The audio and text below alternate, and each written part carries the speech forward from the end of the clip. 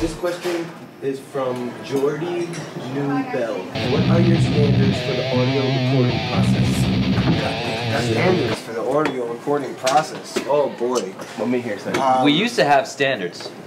You know, we no longer have standards. Yeah, we kind of stopped having standards. We just put the plug in the hole and press record. Yeah, we just, you know, if it sounds good and we feel it in our hearts, then it's good, and that's it, man. You know, like. I mean, you ask what kind of standards we like to have.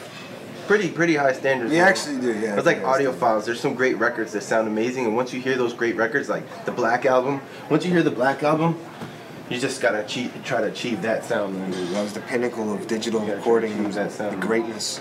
30 million records. Tracy Chapman, first Tracy Chapman record. If you're doing acoustic records, it sound like that. Jellyfish. Ooh. 311 records. The Blue Album. 311 records. That was like the big breakthrough, though. The Blue Album was crazy, though. Ron St. Germain. What up? St. Germain. See, the issue is like our recording standards change. Like, what is our standards of recording? I mean, you could be in your bedroom and make a top 40 hit. But at the same time, like if you're playing live instruments, the drums, for example, have to hit like electronic drums now so they can compete with everything else that's surrounding it. Like, what are you listening to? How's it making it work? It's good to have a technologically advanced facility. You have to have the consciousness too of how to achieve those sounds. It's one thing to recognize the sounds and be cognizant of the sounds and be like, yo, that sounds really good. And then the other side is like, well, how did they achieve that sound? How do I achieve this? Which is why it comes back to how it feels and using your ear, you know? That's really like the two things that I feel like, you know, I ultimately end up relying on, because that's all you have to rely on, you know?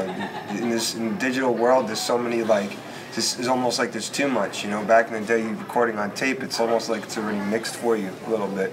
Nowadays, it's like there's too much stuff, too many options. You can do so much. But if you wanted to play that game, man, you know, the information's out there. If you really want to find a sound, they will teach you how to find a sound. As we record here at YouTube, we appreciate the information that YouTube has brought to us. All you need is think of a question, and then you can search it.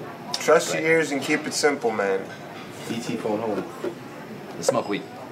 Every day. That helps too. Tra-la-la-la-la. You know, we can curse on this show. We can? Or can we bleep it just for the hell of it? I won't. You. Why? Because we just want to hear it bleeped. You mother. Do we have to bleep it every time? No, it's just gonna be awesome. It's so metal just to hear bleeps all the time. You. No. You. You. You.